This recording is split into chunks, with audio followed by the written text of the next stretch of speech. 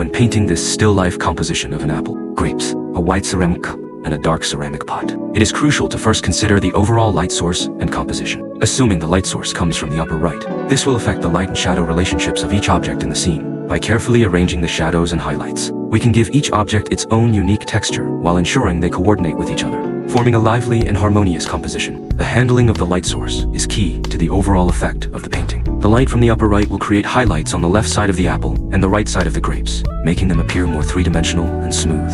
For the white ceramic cup, we need to use shadows and reflection effects to enhance its contour. The bottom and inside of the cup, in particular, can be shaded with light gray and blue tones to give it more texture. The surface of the ceramic pot is darker, primarily using deep brown or black to create a stable texture and strong contrast. The colors of the apple and grapes should be expressed using gradient techniques to ensure natural transitions and clear layers. The red and green areas of the apple should gradually blend together without hard boundaries. Each grape should also reflect its glossy surface, with deep purple and green used for the shadowed areas. Subtle highlights can be added with white or pale yellow to enhance their translucence and 3D. The white ceramic cup is relatively complex to paint, as its surface and the surrounding environment reflect light, creating rich variations in light and shadow. For the shadows on the cup, use light gray, blue, or brown, gradually transitioning to the highlights. Avoid using pure white, as it could make the cup appear flat.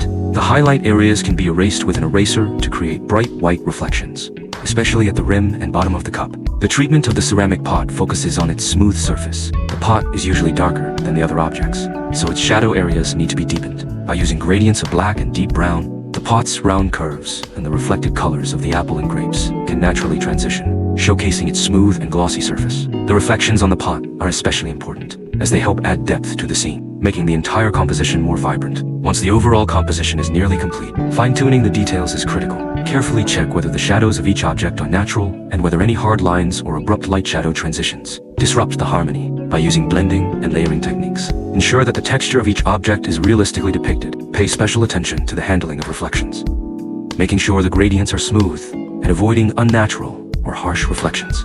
Finally, refine the small shadows and reflections between the objects, ensuring that the transitions between them are seamless. The overall composition will appear more cohesive and unified, with a strong sense of space and depth.